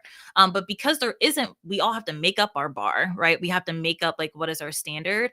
For me, how I'll start backwards and then answer your question. So for me, I measure that by like refund requests. So how many of our clients ask for refunds? That's kind of like our benchmark on ethicalness, because if they're Do you asking have for, a percentage? Sorry to sure, interject. yeah. So we've made over 600 sales in the business. We've had 2 refund requests. Yeah. So that's kind of like our benchmark of success. And we know exact, because there's only 2, we got to know like those situations very intimately. I'm sure if I had more, I may not be, but I got really like specific with those refund requests, and then I work my way backwards, like, okay, the marketing, the business model, the structure of the offer, how the offer was delivered, then all of that can be like tweaked from there. So I think like, because there is no regulation, like thinking about what are those like benchmarks of ethicalness that we can create for ourselves. And I think for mine, it's refund requests. I would also say, to answer the question on like how do I make sure that my business is ethical, um a few different ways. Going back to values, like what is my values for this? And I talked about this when I decided to get rid of my payment plan, and then I put it back in. Like that was 100% against my values, and I didn't check myself on that decision. So something that I think I've been doing is having a list of values and always changing them. Like we need to update our values, because I think when we first get values, we're googling like what are our values, like, or transparency, but what the fuck does that mean, right? And so I think like where you consistently updating your values too. And so like with business model, right? How I just said, like, we're probably going to put out a free course of information in conjunction with our paid offers. That's a business model decision. With pricing, thinking like listening to your audience and listening to the objections, and objections are not always objections. A lot of times they're just information that people have about your offers. So listening to that information and tweaking based off of that, which is what I did with my own pricing. And then measuring client results inside of the container once it happens. And then the output of that, all of those 3 decisions, is refund requests, like how many people have asked for their money back and that they were completely and utterly dissatisfied with their investment.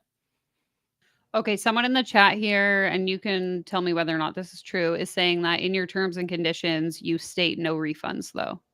So yes, we do state that, but we also say in those like that we're willing to have a conversation. So like if you're dissatisfied, please reach out to us. But I want to be clear, when people first invest, they forget all the time. And so I've gotten refund requests, even though we say that, like that happens all the time. Or it goes back to like, when we try to return something at the store and they're like, actually, the refund request was 30 days ago. We forget all the time. So yeah, I do have that policy, but I have issued refunds before given some circumstances, even though I do have that policy. But that's why we say in our contracts, we're open to conversation. Like, please come talk to us if you're dissatisfied, and we're open to meeting your questions.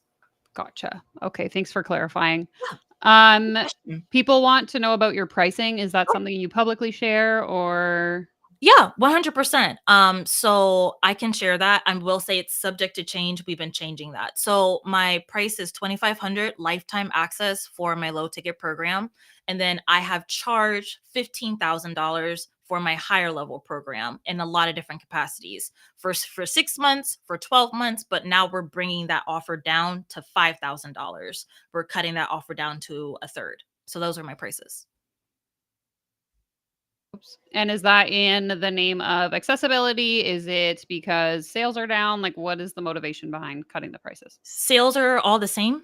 For me, my sales have not gone down for that offer in particular. We've had people not complain about that offer. If anything, I actually made more money this past launch with those prices, so my sales are going up.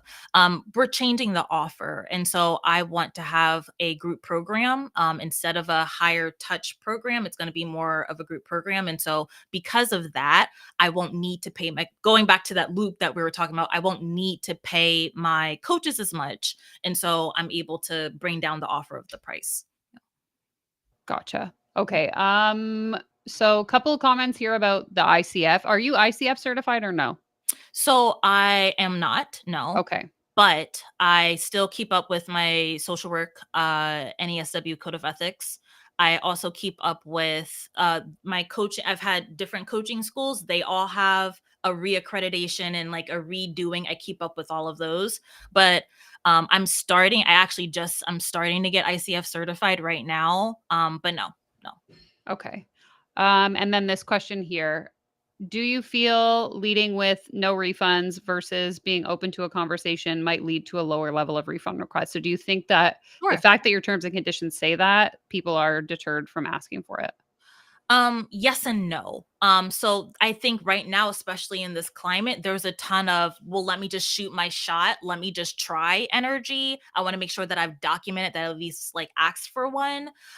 So I would say like, I still think people have, again, I've gotten a few of them, but fundamentally, so outside of that refunds metric, the feedback, even though we put up these forms, even though we've had an open email account for anybody to email, we've gotten very, very, very little feedback. I would say like feedback in general is under 10. And again, we've serviced over 600 clients. So under 10 emails of being like, hey, can you change this? I would say under 10 people. So even if it's not a refund request, if it's a feedback request or a change request, under 10.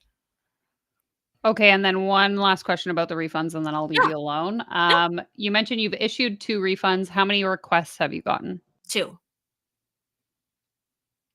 So the 2 requests you got were honored as refunds. Yes. Okay, gotcha. Yeah. Have you ever had chargebacks? No. Okay. I don't work in ops, so I can, Yeah. but I do not think so. I think too, like, don't you have to like give like proof and whatever? So yeah, my team would have involved me because we had to give like proof and whatever. So yeah. Yeah, you have to share, like, screenshots and Oh and yeah, correspondence and stuff, that so was never a part. No. So then no. gotcha. No. Okay, and then I think maybe we'll just finish on this question here. Someone just wants to know what your definition of a coach is. That's a big question. Yeah. Um, my definition of a coach. Were you gonna say something? I can let you think on it. Yeah. I just want to address this one. So she hasn't been certified by the ICF, but you hold a different coaching certification, right? I do, yes. Okay. And also I have 2 degrees in Right. yeah, I have two degrees. So I have education, formal education, I would gather. So yeah, I have 2 degrees. Um, I would say the definition of a coach, I'm gonna give you my fluffy answer, then I'll give you my paragraph. The definition of a coach is someone who helps a client go from point A to point B. And I talk about results a lot with my clients, and I have a lot of philosophies like what is a result? Like what is some like a result that you promise? I think a result is not a feeling. So I'm very, very clear with my clients on that. Like it is something tangible, and the result is it happens or it doesn't. So that you know as a coach if you did your job. So it shouldn't be like, oh, I help my clients feel more confident. No, no feelings, no emotions when you're selling a result. A result is it's measurable, it happens or it doesn't. I'm very, very firm on that. So my fluffy answer is someone that helps someone go from point A to point B, but they actually help their clients achieve a specific result that everybody is clear on. It's not a feeling. It's not, oh, but she's less sad. Like that. No, like it needs to say, oh, it's measurable. We know what happened. We know what it is. Yeah. Yeah. I respect that a lot because I think all too often the coaching industry is notorious for these. Well, if I just told you you would feel better, who's to say what's better or worse? I gave you what you paid me for. So, okay. Oh, you guys keep sending questions. I was about to say, I think the pricing stuff maybe broke the dam a little bit. Yeah. I'm happy to stay on. Like, I'm happy staying on. I know you have a life, but I'm I happy. got things to do. It's Yeah, only 6 p.m. yeah. No, I You guys totally got get 12 it. minutes. Just kidding. What is the rate of success for double the? I believe you said you've only had one student that didn't do that. Is that correct? So sure. So that was for my higher level program. Okay. For my 5 to 10K months. I like the rate of success of doubling your investment. Again, it's self-reported. So this is something that we're trying to get a better handle on. I would say over 100 of my clients have been able to do that. And again, I told you like we've had it lifetime access, then we've had it 12 months, then we just open it back up to lifetime access. So I'm super curious when it's self-reported data, like what that is going to do now that we made the program lifetime access. But going back to specifically, I've never had a client say that we didn't teach what we were supposed to teach or that they tried everything we did and it failed. I've never had a client do that. Um, I also too within the self-reporting, again, I would say we have over 100 people who have self-reported. Um, I would say only a fraction of them are on my sales page. And so we're also thinking like, how can we get that data out there while also keeping like our clients' information private? But yes, I think it's hard in the coaching industry, especially as a business coach, when we are relying on self-reported data. So again, the only metric that I can like go by is like feedback requests or refund requests to see like if people are dissatisfied. You will be surprised, like you can have a program with 300 people in it and they're not banging down your door saying that your program is crazy. Like you'll be surprised how quiet they are. Like you'll be surprised at how they're not asking for feedback. Like they're just there chilling, working on their results. And so we've been trying to be like, hey, tell us if you hit it. Hey, tell us if you have problems. We're trying to like get that feedback loop going, but a lot of times they're quiet, they're chilling, they're not mad at us, they're working towards their program result, and they're there, if that makes sense. Yeah, I think that makes sense. I'd be curious to touch base in like 6 months when you have the opportunity to leave anonymous feedback, if that's Sure. something you choose to implement, and just Yeah. see um, whether or not those stats change. Yeah. No, that's a really good point. Cool.